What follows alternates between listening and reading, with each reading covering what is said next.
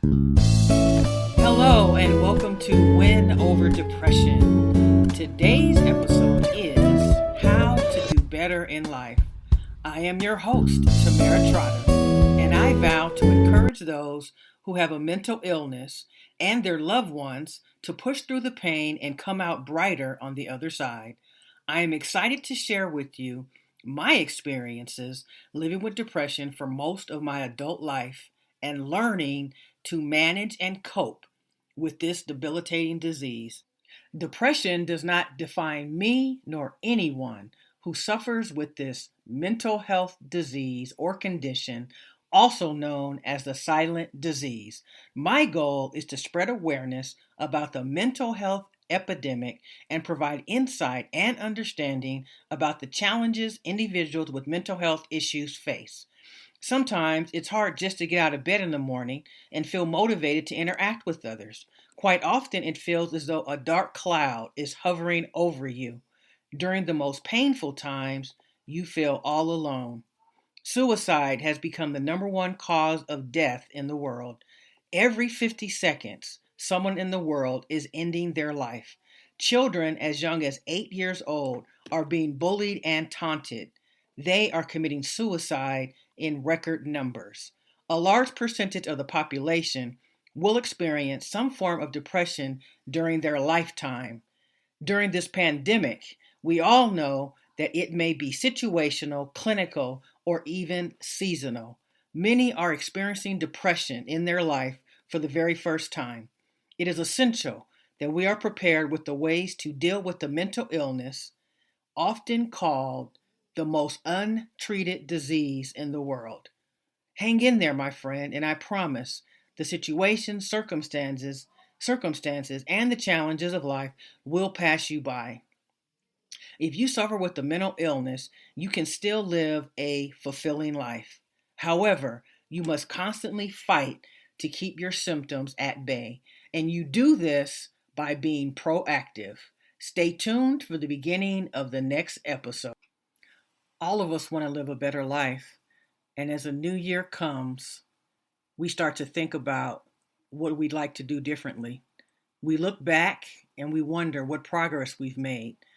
How are we different from this year to last year? And we start to self-evaluate. It's difficult for those who suffer with the mental illness to even focus on the future, but it's necessary because in order for us to begin to live anew and to really start thriving, we've got to take an account of what's been going on in our life and what either we need to change or do differently. Because a person who suffers from depression experiences varied moods throughout the day. There are times when sadness just takes over and all of a sudden deep tears start to stream down. Out of nowhere, you feel sad, you feel pain, and the tears just start to swell up in your eyes. You are facing the time when you have the ability to stop the trigger, to really say, I'm not going to let it overtake me right now. I can't. I don't have time. I know that it's hard because you are faced with managing the feelings and figuring out how to get past this sad moment. But you have to figure it out so that the more it happens, the more you overcome it, and then you'll start to have less episodes. The reality is a depressed mind at times loses control and can be inconsolable. The trigger could be a thought, a song, a memory, a feeling of helplessness that surfaces. It could be a comment, a text, a phone call, a letter, or nothing at all. Depression may not have a trigger or a catalyst. It can manifest on a moment's notice and land on your face, just turning things upside down. It appears out of nowhere and it can turn a good time into an emotional catastrophe. Sometimes the sad state flees quickly, while other times it lingers and opens the door to a darker place. And my friend, yes, I know it isn't fair, and I know you might be thinking, why me? Unfortunately, all of us have circumstances that we have to overcome. But once you start to be proactive and start taking an account of what you can do differently, I guarantee you will start to feel better. Once you feel better, you can get your life back on track because you can start to remember the things that you love to do and pick up on those things once again. You also have to take some ownership and there has to be some accountability because there are certain behaviors that you know help keep you in a dark place. Therefore, it's your responsibility to get up in the morning, ready to seize your day and ready to start off on a good foot. So, if you know that there are certain days that you struggle, have a plan on those days and make sure that you stick to the plan. Write down the goals, the next step that you want to take, and make sure you take action on that item.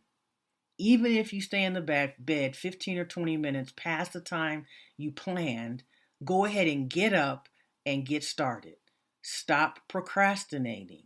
You have to get up, you have to keep moving, you have to keep drinking water, you have to exercise. All of these are essential for your health and well being. So, if you want to do better in life, you have got to get your mental health situation under control. Once you do that, you'll start to have a clear mind, which will equal clear thoughts and clear action. And then you'll start to see that the life ahead of you is full of sunshine, happiness, and better days ahead. You may feel as though darkness surrounds you and a break you cannot catch. Maybe you feel like blessings are passing you by and all of your efforts seem in vain. Please be reminded that God turns darkness into light, drops breaks in your lap, and blessings are caused to rain down. He turns ashes into beauty and carries you during your disappointments, heartaches, mourning, and tragedy. He is Alpha and Omega, and the final report belongs to Him and to Him alone. He has brought you this far and will not leave nor forsake you. Step number 2, believe that God is on your side, understands you, and is going to help catapult you to the next level. Have faith, my friend. The reality is, doing better in life is all up to the individual. You may ask yourself, when will the challenges of life come to an end? It may seem when one situation is resolved, either another problem emerges or another crisis surfaces. But remember, we are always under construction, and as each challenge presents itself, we grow stronger, we mature, we learn from past mistakes, and we handle matters with more confidence. See, life is a challenge, an opportunity for growth, rather than another reason you are depressed. We all face challenges of different magnitudes, and some are easier to handle. But God does not burden us with more than we can handle. And I assure you that if you've cried out to God in search of an answer, only to be reminded of how strong you are and how ultimately we know the solution to most issues, but we do not move in a problem-solving direction. I'll be transparent with you. I am guilty twice over of this, and I have to repeat challenges constantly until I either respond differently or pass the challenge. Do not expect for every area of your life to be on track. There will always be room for growth, more lessons to learn, or obstacles to defeat. It is hard dealing with challenges of any kind when you are experiencing an episode of depression. In fact, depending on the severity of the episode, The challenge may trigger a deeper manifestation of depression. However, the same strategies apply. Pray and seek assistance from God. Weigh the pros and the cons. Seek input from a support system. Physically move from where you are and do something immediately that will bring a smile to your face.